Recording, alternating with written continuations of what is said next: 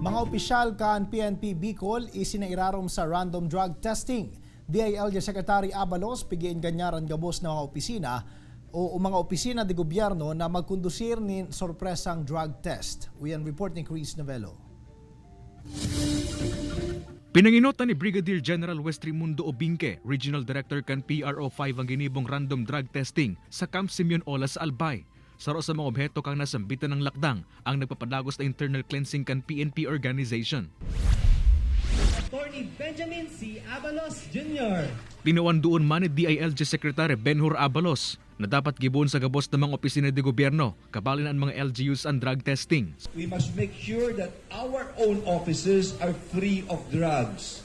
Kaya nga gagawin natin yung ating mga drug testings, no? This could be random drug testings, unannounced drug testings. Suportado man kan BFP Camarines Sur ang naging kasuguan ni Abalos dapit sa pagkondusir ng random drug testing. Para ma-assure din natin na drug-free itong buong BFP Camarines Sur. And kami naman po sa BFP dito sa Region 5 is regular naman po yung pag-contact ng ating drug testing. Sa ngunyan may sarosubot na personahe kan BFP Camarines Sur na nagpositibo sa ginibong drug test kan nakaaging taon. Pigi-imbestigahan naman kan ahensya ang imbweltong personahe asin inasigurar ang publiko na di kay ni maapektaran ang serbisyo kan kabilugang opisina. Ini si Chris Novello, Balitang Bicolandia.